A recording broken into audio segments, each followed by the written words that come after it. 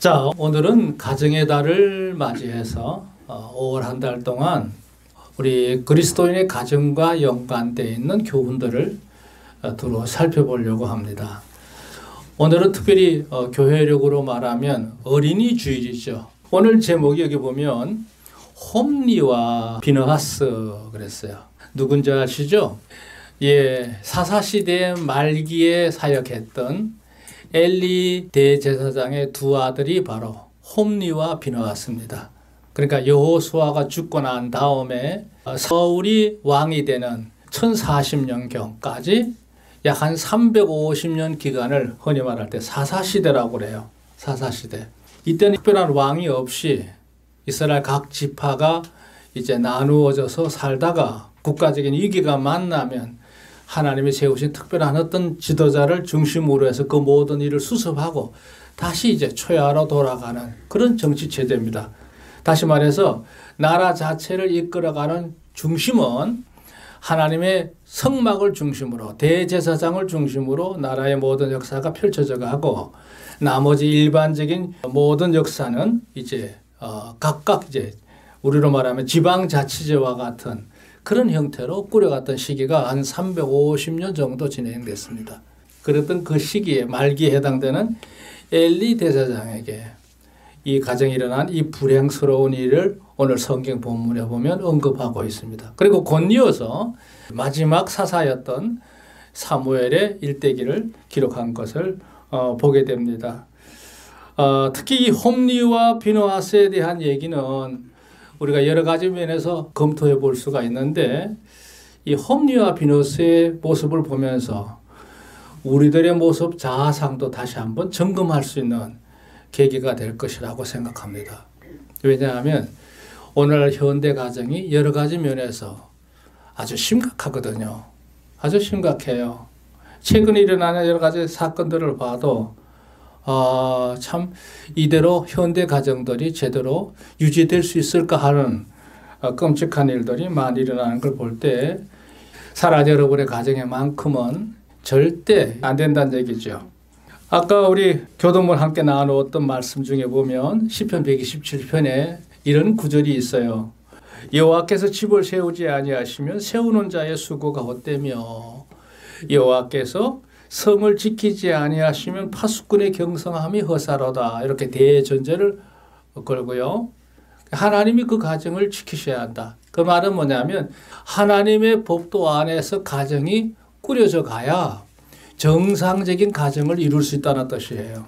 뭐 여러 가지 가정을 이끄는 방법을 강론합니다만 아닙니다. 가장 중요한 FM, 원칙은 하나님 법도를 따라 가정이 운영이 되어야 그 가정에 미래가 있다는 뜻이죠. 여호와께서 집을 세우지 아니하시며 하는 말은 하나님의 법도를 따라서 집이 운영되지 않으면 절대 그 가정이 온전할 수 없다 하는 것을 단적으로 얘기하는 거죠. 너희가 일찍 일어나고 늦게 누우며 수고의 떡을 먹으면 헛되도다. 아무리 부지런하게 살아본들 그 법도를 벗어나면 미래가 없다는 거예요. 그러므로 여호와께서 사랑하는 자에게 잠을 주시는도다. 평안을 의미하는 거죠. 그 다음에 말씀이 중요한 말씀이에요. 자식은 여호와의 주신 기업이요 태의 열매는 그의 상급이로다. 그러시더니 4절에 젊은 자의 자식은 장사의 수중에 하살 같으니 그랬어요. 하살 같으니. 오늘 여기 주보에 서론의 첫 마디가 바로 그 말입니다. 자녀는 장사의 수중에 하살 같다. 그런 표현을 했거든요. 여기 장사라는 게 뭐냐면 아주 탁월한 능력을 가지고 있는 잘 훈련되어 있는 군인을 말하는 거죠. 그 장수의 손에 하살들이 있단 말이에요. 우리 성경에는 그냥 단수로 표현했는데 하살이라 그렇게 표현했는데 언어를 보면 하살들 이렇게 나와요. 그러니까 하살통에 하살이 하나만 있는 게 아니죠. 여러 개를 이제 한 통을 담아서 그걸 등에 둘러매고 적군과 상대할 때 용사가 말이죠. 그 하살을 가지고 겨누게 되면 그 상대는 속절없이 무너지고 만다는 거죠. 그러니까 상대가 그 누구든 간에 그 눈앞에 노출이 되면 강하고 바르듯한 하살을 가지고 당겨서 시를 놓으면 그는 쓰러지게 된다는 거죠. 장사의 수중에 화살 같다. 이 말은 뭐냐면 여기 보세요. 재미있는 표현을 해놨어요. 하나님의 축복으로 받은 자녀들. 사랑하는 가정에 이제 후대가 이제 태어나게 되면 그 자녀는 그냥 저절로 태어난 게 아니라 하나님의 축복하는 가운데 태어나는 선물인 것을 믿으시기 바랍니다. 결혼한다고 다 자식을 가지는 건 아니거든요. 하나님께서 특별히 주셔야 받을 줄로 믿으시기 바랍니다. 요즘 불임 가정이 얼마나 많은지요. 정말 이거 큰 기도 제목이기도 합니다. 정말 자녀들을 위해서 기도해야 됩니다. 건강한 자녀, 청명한 자녀, 그 큰 복이에요. 복이에요. 문제는 그렇게 태어난다고 한들 이제 후차적인 문제가 중요한 건데 바르게 양육하지 못하면 홈리와 비너하서가 되는 거예요. 홈리와 비너하서. 어떻게 양육을 하나에 따라서 정말 장사의 수중에 있는 화살 같은 존재가 될 수도 있고 거꾸로 얘기하면 도리어 그 화살이 적군을 쓰러뜨리는 게 아니라 나를 쓰러뜨리는 비수도 될 수 있다는 거예요. 그렇죠? 요즘 그런 비수도의 사건을 많이 보게 됩니다. 여기 두 번째 문단 볼까요? 현대 가정들은 많은 위협에 노출이 되어 있다. 그래요. 정말 위험한 시대가 살아가고 있습니다.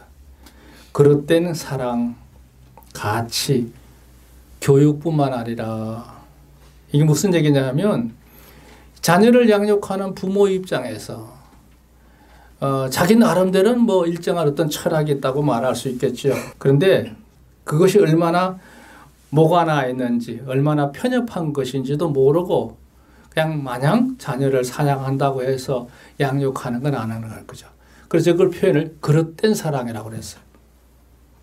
균형 잡힌 사랑이 아니고 자기의 그냥 편파적인 한쪽에 치우쳐 있는 사고방식을 가지고 자녀를 그냥 막무가내로 키우는 이런 가정, 그건 그릇된 사랑, 그릇된 가치, 그릇된 교육 방법으로 행하는 경우들을 봅니다. 제가 왜 이런 얘기를 하느냐 하면 제가 목회하는 동안에 여러 가정들을 보면서 제 눈에 비쳐 있는 그 모습을 갖고 이렇게 몇 번 건면하기도 했습니다. 그랬더니 일부분 중에는 목사님 그거 나도 다 압니다. 나도 그런 데 대한 분명한 가치관을 가지고 양육하고 있습니다. 걱정하지 마십시오. 그랬어요. 그럼 뭐래요? 받아들이지 않으니까 그냥 말문을 닫고 가만히 내버려 뒀죠. 그리고 이제 피상적으로 간접적으로만 이제 아이들을 이렇게 지도하고 이랬는데 끝내 그게 잘못되더라고요. 지금 얼마나 그게 큰 고민인지 모릅니다. 어찌할 바가 없는 거예요, 저는. 어릴 때는 부모의 손아귀에서 다 자라게 되지만 일정한 나이가 지나면 부모는 더 이상 자식을 간섭할 수가 없어요. 이젠 그 미래가 참으로 암담한 현실을 보게 됩니다. 자, 문제는 거기다가 급변하는 환경. 지금 요즘 살아가는 세대가 정말 하루가 다르게 변모하고 있죠. 문화적인 것도 그렇고 가치도 그렇고 그런 데에 대해서 부모들이 거기에 대해서 민감하게 대응을 못합니다. 한마디로 부실합니다. 부실해. 그러는 동안에 하루가 다르게 자라는 자녀들에 대한 이 양육 문제. 이거 정말 얼마나 절실하냐 말이에요. 여기 이런 말을 하나 넣어놨어요. 그건 보고 넘어갑시다. 화살은 만들어지는 것이지 우연하게 저절로 생기는 것이 아니다. 그렇죠? 화살은 만들어야 제대로 된 화살을 만드는 거예요. 그러니까 더군다나 아주 곧게 뻗은 화살을 만드는 거. 그거 다 손에 의해서 다듬어져야 되고 날카롭게 강하게 단조가 된 것도 역시 준비된 손길을 통해서 만들어져야 화살이 만들어지는 거지. 아니 자식을 낳았다고 해서 그냥 앞으로 훌륭하게 쓰일 거야. 그거는 무책임한 거예요. 있을 수가 없다는 얘기죠. 자, 오늘 이 본문으로 돌아와서 이 얘기를 좀 할게요. 아까도 얘기했지만 엘리 대사장에는 홈리와 비느하스 이 두 아들이 있었는데 오늘 본문에 보면 여기 12절에 그런 얘기했어요. 엘리의 아들들은 불량한 자라 그랬어요. 불량하다. 이 불량하다는 말의 그 언어는 베네 벨리야알. 그러니까 이게 베네란 말과 벨리야알이라는 거 있는데 벨리야알이란 말은 우상의 대표적인 하나의 고유명사입니다. 벨리알 하는 게 바로 이 바알 계통의 우상을 의미하는 건데 그 베네라고 하는 말은 뭐냐면 결합했다 이거예요. 그러니까 여기 엘리의 아들들은 불량한 자라 하는 말은 뭐냐면 얘네들은 대제사장의 아들이었음에도 불구하고 하나님에 대한 반듯한 신앙관을 가지지 못하고 베네 벨리알이에요. 벨리알에 혼합되어 있는 자다는 뜻이에요. 그게 단순히 성품이 나쁘고 사나움을 의미하는 게 아니라 그 영적인 구조 자체가 가치관 자체가 혼합되어 있다는 거죠. 옛날이나 지금이나 우리 신앙인들에게 가장 아주 큰 문제가 되는 건 뭐냐면 영적인 혼합주의예요. 영성이 혼합되어 있는 거죠. 그 뒤에 보세요. 여호와를 알지 아니하더라. 하나님에 대해서 잘 알지도 못하지만 문제는 뭐냐면 하나님에 대한 큰 두려움이 없어. 온전한 경외심이 없어. 그죠? 간섭적으로만 아버지가 대제사장이니까 덩달아서 그냥 제사장의 직함을 가졌을 뿐이지 실제 그 머릿속에는 하나님을 섬기는 거하고 우상을 섬기는 거 이게 뒤죽박죽이 돼서 혼합이 된 상태다 이거예요. 여러분 이게 엘리 제사장의 아들을 얘기하는 게 아니에요. 오늘날에 여러분 가정에 자녀들 한번 생각해 보세요. 나는 그래도 비교적 내 평생 하나님을 섬기면서 주의를 지키면서 교회에 충성하면서 지금까지 살아왔다고 해요. 그럼 여러분의 자녀들은 지금 어떤 상태예요? 소위 말하면 베니 벨리알 세상과 결탁되어 있고 그냥 세상에 빠져 있어서 하나님을 알기는 하지만 이게 혼합되는 상태가 아니냐 이거죠. 그걸 성경은 뭐라고 하느냐? 불량하다고 그래요. 불량하다. 이거 굉장히 심각한 얘기입니다. 이게 어떤 문제를 이야기하느냐는 걸 이제 보게 되는 거죠. 자, 불량한 자라 여호와를 알지 아니하더라. 안다는 말은 뭐예요? 하나님에 대해서 지극히 경외심을 갖거나 두려워하거나 하나님을 의식하는 그 가치관의 바탕이 제대로 형성되지 않았다는 거죠. 그냥 자기 생각대로 이것저것 좋은 대로 결합이 돼서 살아가는 하나의 그런 직분자가 됐다는 거예요. 그 제사장들이 백성이 해가는 습관은 이러하니 곧 아부 사람이 제사를 드리러 거기 와서 고기를 삶을 때에 이것도 한 대목이에요. 제사장의 사한이 누구예요? 밑에 보조하는 신부름꾼을 의미하죠. 자기는 안 나서 사한을 보내가지고 가서 고기 좀 갖고 와 이렇게 시킨단 말이에요. 그 사한이 와서 이제 제사 드리기 위해서 고기를 삶고 있는데 갈고리 갖고 와서 휘저어버려. 그 고기를 건져간단 말이에요. 그렇게 제사 드리는 사람이 아니 그거 왜 건지느냐. 지금 하나 앞에 제사 음식 준비하고 있는데 왜 건져가느냐. 그러면 우리 제사장께서 좀 드시고 싶어 한다고 하니까 아니 그러지 말고 우리가 제사 드리고 난 다음에 마음대로 하지 지금 왜 가져가느냐. 제사장이 가져오라는데 뭔 잔소리가 많아. 그렇게 행패를 부리는 일을 시키는 일을 이 폼니아 비나스가 했다는 거예요. 기름을 태우기 전에도 마찬가지야. 우리 제사장은 태운 거는 아니라 날고기를 좋아하셔. 그리고 고기를 뺏어간다. 이런 일들 절대 일어날 수 없는 일이죠. 절대 일어날 수 없습니다. 여기 보세요. 17절 이 소년들의 죄가 여호와 앞에 심히 커서 그들이 여호와의 제사를 멸시함이었더라. 말이나 돼요? 하나님을 섬겨야 될 제사장이 하나님을 섬기는 제사 자체를 망쳐버리는 일들. 그러니까 아까도 말했지만 이 불량하다는 말은 그냥 하나님을 알기는 알아. 그러나 하나님에 대해서 그렇게 신중하지 않아. 경외감이 없어. 참으로 하나님의 존재 앞에서 자신을 엎조리는 그런 행동이 전혀 없는 거예요. 그냥 아무렇게나 자기 생각대로 감정대로 행동하다 보니까 그 무례함을 범하게 되고 그걸 보고 이제 수많은 사람이 실망하게 되고 급기야는 정치에 영적으로 병이 들게 하고 무너져 버리게 하는 요인이 바로 이 두 아들이 저질렀다는 거죠. 그래서 이제 그 뒤에 사건을 쭉 보면요. 예. 이러는 가운데 이 두 아들의 옆에서 또 하나의 심부름꾼으로 자라고 있는 아이가 있었죠. 그게 바로 사무엘입니다. 사무엘. 그래서 오늘 본문은 이 사무엘과 이 두 아들을 대조하는 그림으로 쭉 진행이 되는데 놀랍게도 그러한 환경 속에서도 어린 사무엘은 아주 반듯하게 하나님의 순결한 모습으로 잘 성장을 합니다. 원인이 뭐냐?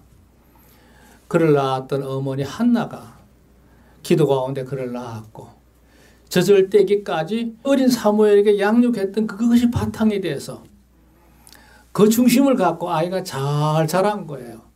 그리고 따끔씩 한 번씩 하나님의 성막에 올라와서 아이를 만날 때마다 아이의 상태를 점검하고 계속해서 지도를 했겠죠.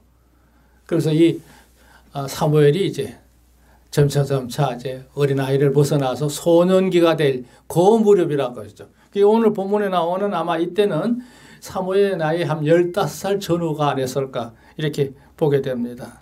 그러다가 어느 날 이런 일이 벌어져요.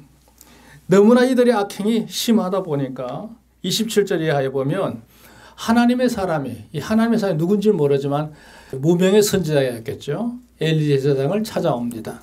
아주 따끔하게 경고를 합니다. 하나님께서 우리 서민을 애굽 땅에서 이 땅으로 인도해 내실 때에 이 백성들을 하나님의 말씀대로 제대로 가르치기 위해서 신정체제를 이루기 위해서 제사장 제도를 세운 것이 아니냐. 그래서 이스라엘 지파 중에서 아무나 되는 것이 아니라 특별히 한 지파의 한 계통을 통해서 대제사장의 혈맥을 있게 해서 당신까지 이 성직을 주관할 수 있도록 지금까지 인도를 하셨는데 지금 뭐냐. 당신은 그렇다 치더라도 당신의 두 아들이 지금 이렇게 불량한 행동을 하고 있으니 여기 보면 그랬어요. 29절 너희는 어찌하여 내가 나의 처소에서 명한 나의 재물과 예물을 밟으며 짓밟는다는 말은 뭐냐면 무리한 행동을 말하는 거죠. 내 아들들을 나보다 더 귀중히 여겨. 그러니까 마일리 제사장이 두 아들은 지극히 사랑했던 것 같아요. 근데 아까 말했죠. 그릇된 사랑이야. 편협한 사랑이에요. 이 자식들이 잘못하면 따끔하게 징계해서 그것을 안전히 고칠 때까지 징계를 하든지 아니면 아예 그 성직을 감당할 수 없도록 아예 면직을 시켜버리든지 해야 되는데 적당히 나무래 그냥 내버려 두는 거예요. 고치겠지. 아니에요. 하나님께서 이렇게 말합니다. 내 아들들을 나보다 더 귀중히 여기느냐? 우선순위가 바뀌어버린 거예요. 내 백성 이스라엘에 드리는 가장 좋은 것을 스스로 살찌게 하느냐? 이 전에 와서 예물을 드린 이 모든 것이 너희들 배불리기 위해서 이게 이 모든 제도가 있는 줄 아느냐? 이 말이죠. 그러므로 이스라엘 하나님 나 여호와가 말하노라. 내가 전에 내 집과 내 조상의 집이 내 앞에 영영히 행하리라 하였으나 그러니까 아론의 후손을 말하는 거예요. 그렇게 계속될 것이라고 했지만 결단코 그렇게 하느니라. 나를 존중히 여기는 자를 내가 존중히 여기고 나를 멸시하는 자를 내가 경멸하리라.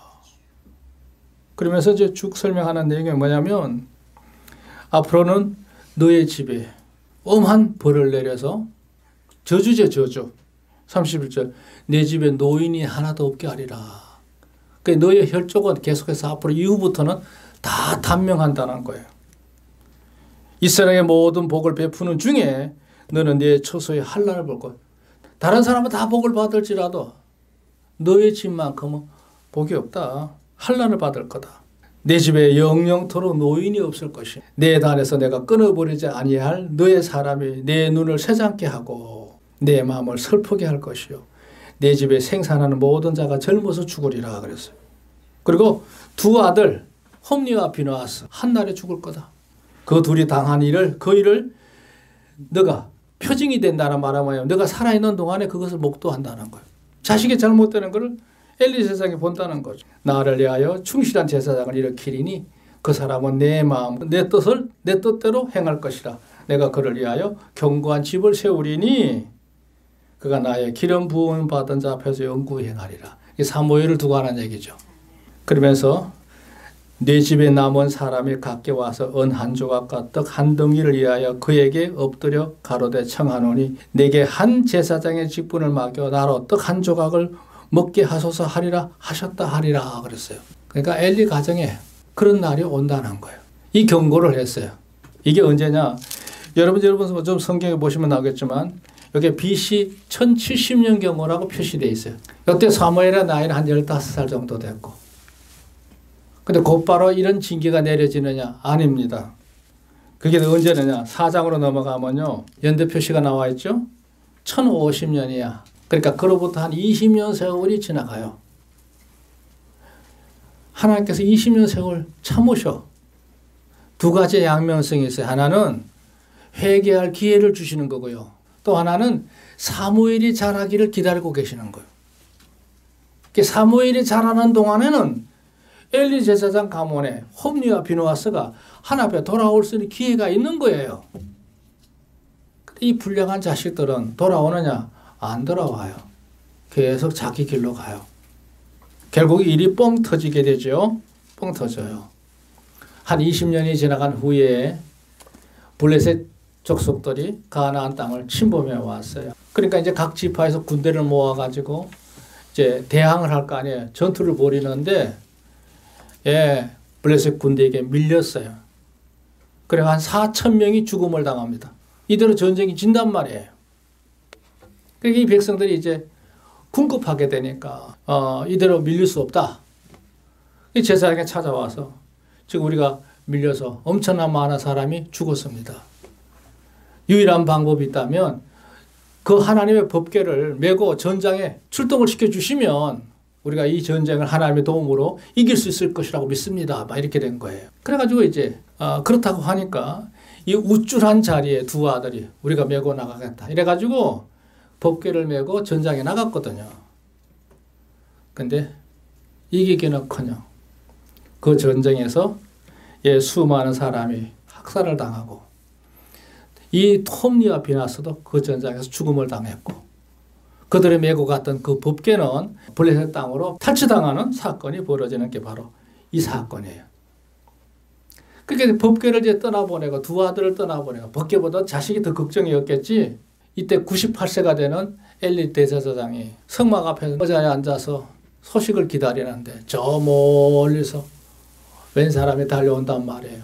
좋은 소식이면 좋았겠지만 그가 오더니 막 땅을 치고 옷을 찢으면서 울부짖는 거예요. 왜 그러냐? 대제사장님 큰일 났습니다. 이 전쟁에서 패했고 두 제사장님도 죽었고 하나님 법궤도 빼앗겼습니다. 그 말에 뭐 때문에 놀랐는지 모르지만 엘리 제사장이 너무나 놀란 나머지 의자에서 넘어지면서 목이 부러서 죽은 거예요. 하필이면 그날 비누아스의 아내가 자식을 낳다가 난산이 돼가지고 아이는 낳았지만 그 산모도 죽고 마는 일이 벌어지는 게 이 비극적 사건이 이 4장에 다 기록되어 있어요.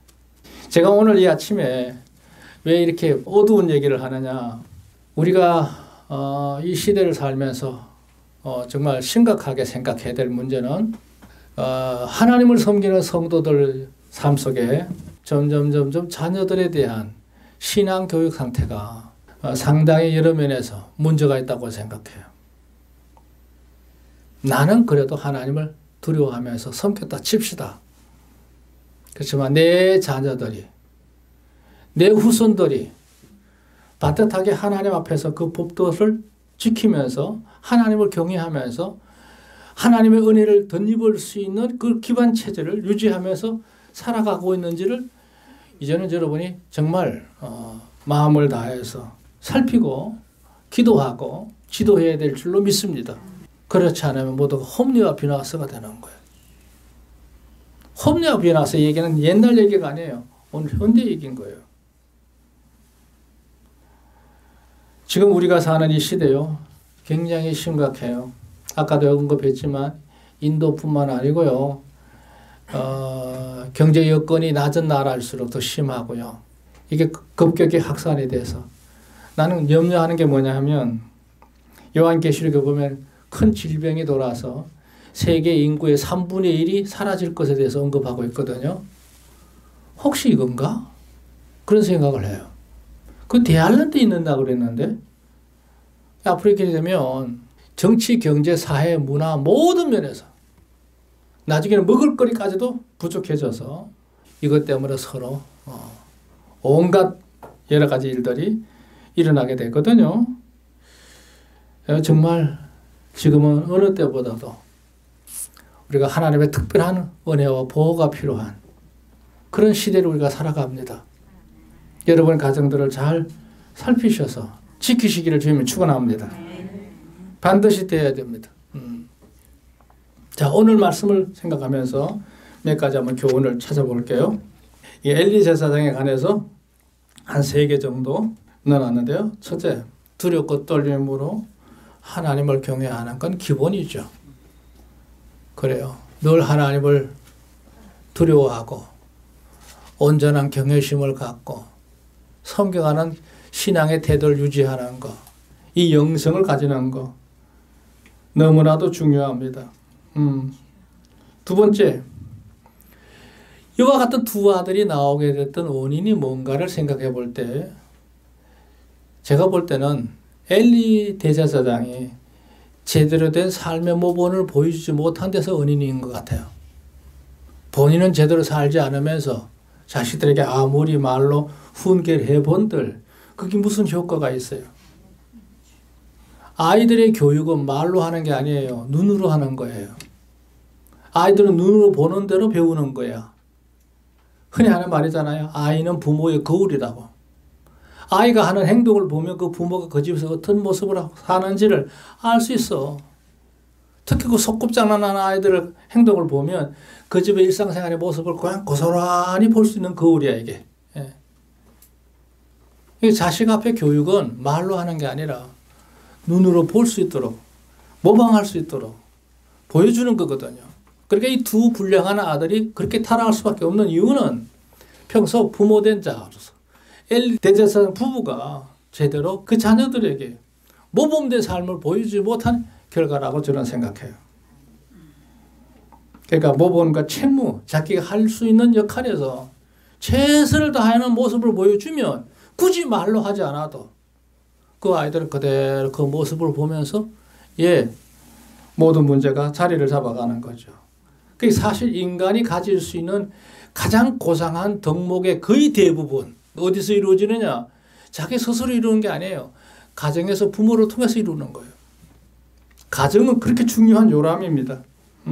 세 번째, 성결한 덕목으로 성숙하고 이건 대제사장 엘리 보여줘야 될 항목이었다고 생각해요. 네 번째, 다섯 번째 자녀된 입장이라고 할 수 있죠. 교훈과 책망을 받을 때 복종하고 회개하는 거. 근데 이것도 바탕이 되어야 가능한 일이에요. 무조건 복종하고 회개하는 게 아닙니다. 어느 정도 바탕이 돼야 이것도 역사가 일어나는 거예요. 다섯 번째, 믿음의 가문으로서 성황 크게 키우고 그대로 개성할 수 있는 역사가 우리 교우들 성산의 가정 우리 모든 교우들 가정에 온전히 함께 임하시기를 주의 이름으로 축원합니다. 저는 바람이 이것밖에 없습니다. 이제 주님의 성전이 건축되고 있습니다. 그곳에 가서 저는 기도하고 찬양을 부를 때마다 앞으로 이제 내 시대가 지나가고 이어서 다음 세대가 이 교회를 물려받을 텐데 이곳에 하나님의 성전이 언제까지 귀한 아름다운 성전으로 이 동네에서 빛을 발휘할 수 있을까? 그걸 놓고 기도하면서 꿈을 그리고 있습니다. 우리 교우들의 가정의 자녀들이 이 전을 귀하게 지켜가야 될 줄로 믿습니다. 할렐루야. 사랑하는 여러분 가정마다 하나님의 은혜로운 사한 역사가 하나님의 특별하신 눈길과 손길 가운데서 아름답게 진행되기를 주의 이름으로 축원합니다.